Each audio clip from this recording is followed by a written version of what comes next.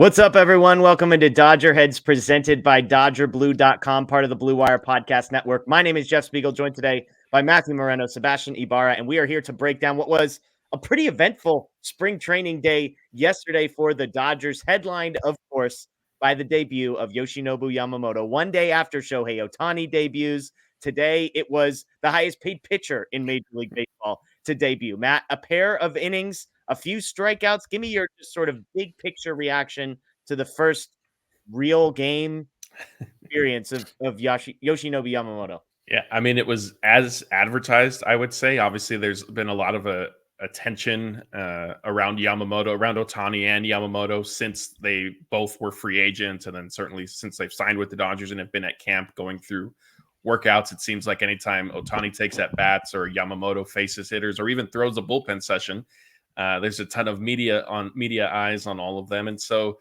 it was nice to see for I think Yamamoto's sake, sort of live up to the early expectations. And again, like I still maintain that had his first start yesterday gone really bad or great as it did, I wasn't going to overreact one way or the other, but it certainly is nice to see it go in a positive direction. Sebastian, what about you? 19 pitches for Yamamoto, mixing in fastballs, curveballs, split fingers, cutters. He gets the 3 strikeouts. You were on a show a couple days ago predicting how this would go. And we all said, hey, we thought it's going to be impressive. Was this as impressive as you expected? Yeah, I think the most impressive thing that we saw from him today, obviously besides the 3 strikeouts, yesterday, besides the 3 strikeouts was not, I believe 16 of them were strikes. So he really was attacking the zone. You really saw that pinpoint accuracy was as advertised. He was able to put the fastball wherever he wanted it. The splitter looked great. He had like maybe a couple curves, but really showcasing that splitter. It was like Matt said, it's spring training. If it was bad, if it was great like yesterday, I wasn't going to get too high or too low on him, but it's nice to see that he's as advertised. Yeah, speaking in of a small sample size. Well, and speaking of not getting too high or too low, Shohei Ohtani said he was so-so. He thought he was just okay when speaking to reporters, obviously tongue-in-cheek there. But I'm with both of you guys. I don't want to be the hypocrite that would have gotten up here and said, who cares? It's just spring training if he had done poorly. But it's just confirmation. Like my thing with spring training, and I've said this year after year, is I am looking for things that are going to either confirm or challenge my theories, my hypothesis. If I think Yoshinobu Yamamoto is going to be awesome and he's going to be dominant, then what I'm looking for is for this 2 hitless innings with 3 strikeouts. That's what we see. So I'm not ready to cash in a Cy Young ticket necessarily, but I say, all right, maybe the things that people are saying and thinking and the optimism around a guy like this is warranted. Matt, the second big storyline that came out of yesterday's game was a less positive one. Max Muncy, who made a nice little play at third base, starting a double play, ends up getting hit by a pitch on his hand. X-rays coming in the future, potentially today. It sounds like from Dave Roberts. But what's the latest on Max Muncy? And does it sound like something that could bleed into the regular season? I don't think so. I mean, Dave Roberts, when he was discussing the injury with Kirsten Watson after the game yesterday, he said, that there was some swelling in the left. He thought the knuckle of the left ring finger on Muncy's hand.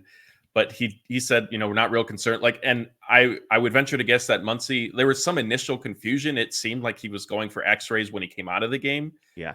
And then Dave clarified that no, and either Dave or the Dodgers clarified that no, like he didn't actually have the X-rays yet. Those are coming, as you said, today.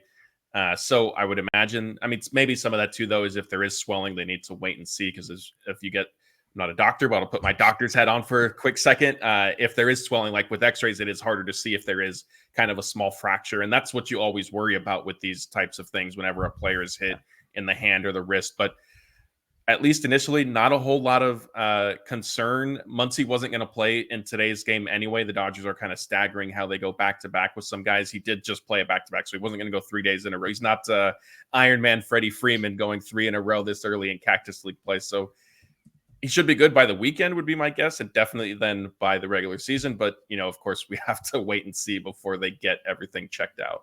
I love Dave. Most of the time, we can't get any details out of him. In spring training, we're getting not only what finger it is, but a location on the finger. So it's a new day, Matt. Maybe we're going to get more out of Dave Roberts. Is this the beginning of a new trend, you think? No. I mean, Guys, notable appearances, sort of debuts, that kind of thing. Daniel Hudson was the second pitcher to come in for the Dodgers. Joe Kelly made his debut. Evan Phillips had a clean inning as well. We saw Ryan Brazier. I mean, a bunch of names sort of popping up throughout. Some young guys. Andy Pages had a good day. Sebastian, I'll come to you. Of the non-Yamamoto, non-Max Muncy injury sort of division, who impressed you yesterday or stood out to you? Yeah, it definitely had to be Andy Pages. The last show I did with you, we kind of talked about Kike Hernandez and kind Yeah. of how the Manuel Margot trade might have opened the door for Pages, but then Kike comes, and then Pages puts on a performance like he did yesterday with a double, or was it a Triple. double or triple? Triple, and then a homer.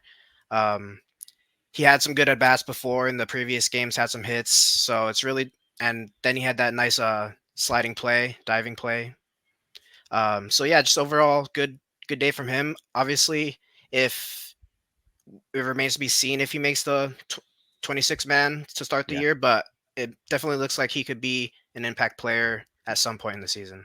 Yeah, and look, we just talked about Max Muncy getting hit on the hand. Thankfully, it sounds by all accounts like it's going to be minor, but while the 26-man roster today feels like it is full, they're one injury away from there being a spot open. And while most of us, I think, we're penciling in a guy like Miguel Vargas into that spot, the way Pages has performed so far, you mentioned a triple and a home run, which is almost misleading because a triple was about 4 feet short of being a home run. And it's the launch angle that he's become known for. But he'll be an interesting one for me, Matt, to watch just as the spring goes on. This is a guy who was like almost a consensus top 100 prospect a year and a half ago, has a shoulder injury, doesn't really do much last year, hasn't played above AA. So in my head, I'm thinking 2025 is more the timeline for Pages. He needs to get a year to get his feet back under him, recover from the shoulder injury, etc.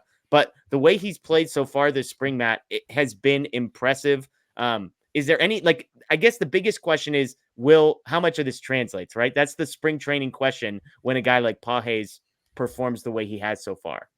Yeah, and especially because, like you said, he doesn't even have a ton of extensive experience at OKC, where you could feel like, okay, he really was on the doorstep before last season's shoulder injury that cost him the year because he needed surgery. But to his credit, he's doing what he can, right? Like he could, yes, these are spring training games, and he could be going up there and going hitless and not making spectacular plays in the outfield, and we'd sort of all understand. But the fact that I've been honestly thoroughly impressed by how much power he's shown in his swing so far, because I think it was Pages that we were discussing, and I've referenced it with Bellinger and other players in the past. Typically, when a player has shoulder surgery, like they need pretty much a full year of like playing before they tend to fully come back and regain some of their strength. And yes, maybe it won't fully translate consistently into, I assume, the minor league season where he's going to begin. But the fact that he's already showing it this early in camp is an encouraging sign. Other than Pages, Matt, anybody that jumped out? I mentioned a bunch of guys who either made their first or second appearance. Any sort of notable performances from your end? I mean, Evan Phillips, like it was, ho-hum, just another Evan Phillips game, right? Like he sort of gets a little penalized for being, I don't want to call him boring, but so consistent and reliable. Outside of that, not necessarily a whole lot comes to mind. Cody Hosey. Nobody wants Cody Hosey for the prospect who's fallen off a cliff at an RBI. But I mean, for me, Daniel Hudson, like, I know the final line is 2/3 of an inning, a hit, a walk, but it's the 2 strikeouts to me. This is a guy that we all assumed was going to be retired. He ends up a non-roster invitee. Dave Roberts has basically already said he's going to be on the opening day roster. At least we think. And just to see some of that stuff and for it to be nasty, for him to be effective, these are the types of things I'm looking for. I'm not worried about the walk. I'm not worrying about the hit. I want to see swing and miss. Does he still have the capacity to sort of get the swing and miss when he needs to? That was awesome to see Joe Kelly come out. He ends up giving up 2 runs, one of them unearned because of an error by Gavin Lux. But again, he's out there, he's throwing the baseball, and we'll see how things progress for him moving forward. But again, this is yesterday was just an average day, it feels like, but this is the beauty sometimes of spring training. You get days like this where there's lots to talk about. Some days there might feel like nothing to talk about. But Yamamoto's debut, Muncy gets hurt, Daniel Hudson pitches well, Andy Pages, a prospect who may be knocking on the door, performs well. as also. So good stuff from the Dodgers yesterday. As always, make sure you stay tuned here for all the coverage, all the reaction, all the analysis of what's going on with the Dodgers. That is Matthew Moreno. That is Sebastian Ibarra. My name is Jeff Spiegel. Enjoy the rest of your day, folks. And as always, go Dodgers.